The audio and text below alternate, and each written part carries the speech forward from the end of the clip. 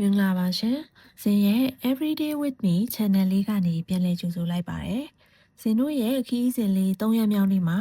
တောင်ကြီးမြို့အနီးကမွေတော်ကတ်ကူအမည်ရှိတဲ့သမိုင်းဝင်ဘုရားကိုတွားရောက်ဖူးမြော်ပြီးတော့အင်းလေးအထိခီးဆက်ကြပုံလေးကိုတင်ဆက်ထားပါတယ်။အေးများတဲ့တောင်ကြီးမနက်ခင်းကိုတောင်ကြီးအိမ်ကအတော်ဖြစ်သူပြင်ဆင်ပေးတဲ့အရသာရှိလာတဲ့ရှမ်းခေါက်ဆွဲအရေးပြောဘူဘူလေးနဲ့အစပြုခဲ့ပါတယ်။စားတော့ဝေးတဲ့နောက်မှာတော့တောင်ကြီးမြို့အနီးခဏတာလဲပတ်ပြီးမှအင်းလေးကန်အထိခီးဆက်ကြမှာပါအတော့လက်ရရှမ်းခေါက်ဆွဲလေးရဲ့အရာသာကတော့ဇင်းတက်တက်တာစားဘူးသမျှခေါက်ဆွဲတွေထဲမှာအကြိုက်ဆုံးပဲလို့ပြောရပါမယ်ရှမ်းခေါက်ဆွဲဘက်ကလေးတွေနဲ့ပဲညွန့်လေးတွေကိုမြင်မှုနေကြလို့ရင်နှွေးတည်ထားတဲ့အိုးရဲထဲပြုတ်ပြန်ဆယ်တာမျိုးမလုပ်ဘဲနဲ့အတော့ရဲ့စတိုင်ကတော့ရင်နှွေးဖြောယုံလေးဖြောလိုက်တာမျိုးပါပဲညွန့်လေးတွေကလည်းရင်နှွေးဖြောလိုက်တာနဲ့နူးညံ့သွားပြီးတော့အနံ့ကလေးကမွှေးတက်လာရောပဲအတော့လက်ရချက်သားဟင်းအနှစ်ကလေးရဲ့စီချက်မွေးလေးရဲ့ချက်တော်မြင့်ကလေးရဲ့အချိုရည်ကလေးရဲ့ထဲလိုက်ပြီးဆိုတာနဲ့အရသာရှိလာတဲ့မနက်စာရှမ်းခေါက်ဆွဲလေးရသွားပြီပေါ့ရှင်မေးရအေးဥပဒတိရပါ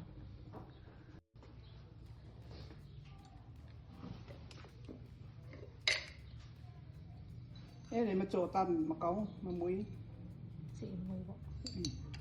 မကြော်တမ်းတာနမ်းနေဖြူတမျိုးပဲအချိုရင်နဲ့ထဲလေးမလားထက်မယ်အချိုအနီဒါချက်သွန်ဖြူပဲပေါ့ချက်တွန်ဖြူထောင်းတာကြိတ်ကြိတ်ကနေ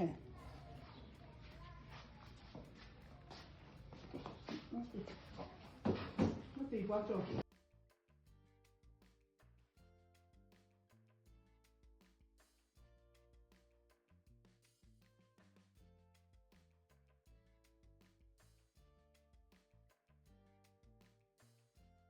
မနက်စာစားပြီးတဲ့နောက်မှာတော့ရှမ်းပြည်တောင်ပိုင်းတောင်ကြီးမြို့အနီးကပအိုးတိုင်းရင်းသားတို့ရဲ့နယ်မြေဖြစ်တဲ့ကက်ကူရွာမှာတည်ထားတဲ့သမိုင်းဝင်မွေတော်ကက်ကူဘုရားကိုတွားရောက်ဖူးမြော်ဖြစ်ခဲ့ပါတယ်။ဇီရီပထိုးပေါင်း2488စုကို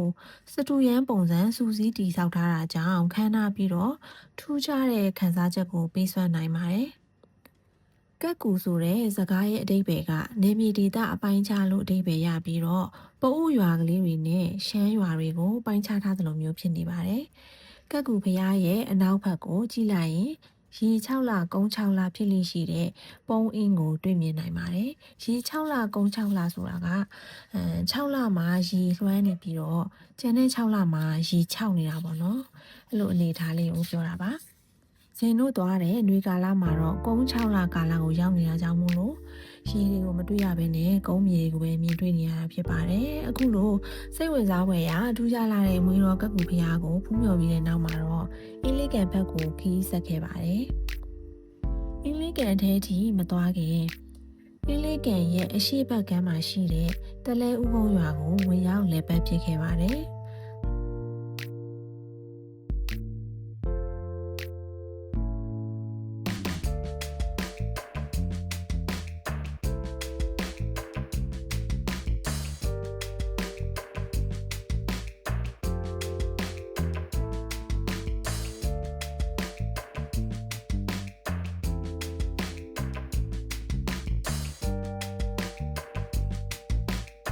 တလဲဥကုန်းရွာကလည်းလှပပြီးတော့နေချင်းစပွဲကောင်းတဲ့ရွာလေးတစ်ရွာဖြစ်ပါတယ်။အဲ့ဒီရွာမှာအဖွားလေးဖြစ်သူနေထိုင်နေတာမို့လို့ဂါရဝပြုဖို့အတွက်ဝင်ရောက်လည်ပတ်ခဲ့တာပါ။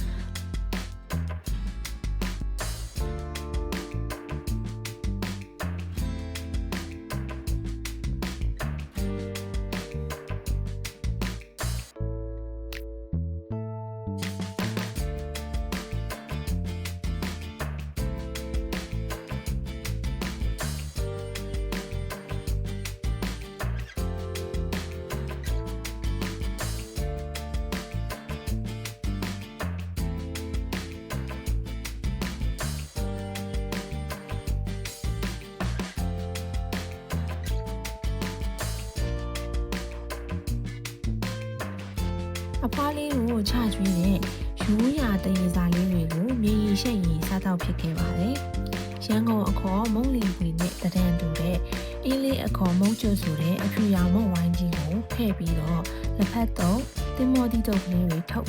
ထုတ်ပြီးတော့ပါဇက်သေးကိုအားရပါရထည့်လိုက်ရတာဟာအရသာတမှုကြီးပေးလာပါတယ်စားတောင်းစကားပြောကြပြီးတဲ့နောက်မှာတော့အဖွားလေးကိုနှုတ်ဆက်ကြော့ပြီးတော့အင်းလေးကန်စီကိုခီးဆက်ခဲ့ကြပါတယ်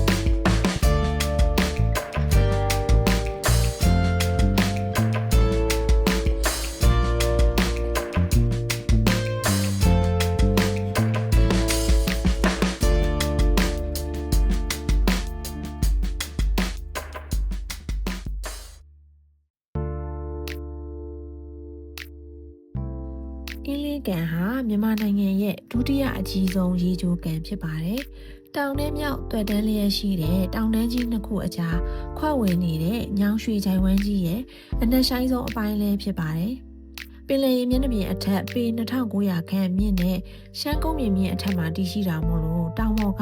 နက်ကန်လိုတောင်တင်စားခေါ်ဝေါ်ကြပါတယ်။အင်းလေးရေပြင်ပေါ်မှာရွာကြီးရွာငယ်တွေကိုရေပေါ်အိမ်များဖြစ်တည်ဆောက်ထားတာကြောင့်မို့လို့စိတ်ဝင်စားဖို့အရန်ကောင်းတဲ့ဒေသလေးဖြစ်ပါတယ်။ဒါကြောင့်ဇင်ရဲ့အင်းလေးခီးစဉ်လေးဟာမရောက်ဘူးသေးတဲ့သူလေးတွေအတွက်သွားလည်ခြင်းအောင်တိုက်တွန်းပေးဖို့မျှော်လင့်တယ်လို့သွားလည်နေကြလူလေးတွေအတွက်လည်းရခင်သွားမှုခဲ့တဲ့ခီးစဉ်လေးကိုပြန်လည်အမှတ်တရရှိစေဖို့အတွက်မျှော်လင့်ပါတယ်။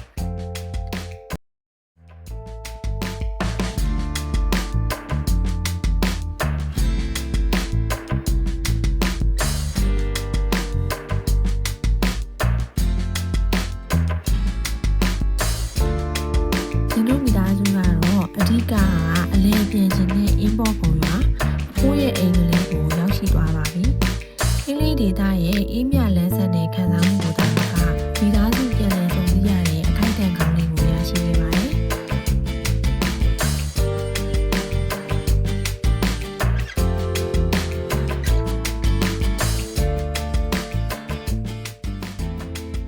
ဇင်ရဲ့အင်းလေးဒေသတို့ရွေးချောင်းပေးရဲ့အလဲပြင်ကြတဲ့ခရီးစဉ်လေးကိုလိုက်ပါကြည့်ရှုပေးတဲ့အတွက်ကျေးဇူးတင်ပါတယ်။နောက် vlog လေးတွေကြာရင်အင်းပေါ်ပုံရွာလေးတွေကဇင်တို့ရဲ့နေ့စဉ်ဘဝနဲ့အင်းသားတွေရဲ့ရိုးရာအစားအစာလေးတွေအကြောင်းကိုဆက်လက်ကြည့်ရှုရအောင်ပါမို့လို့ဇင်ရဲ့ Everyday with Me channel လေးကို like, follow,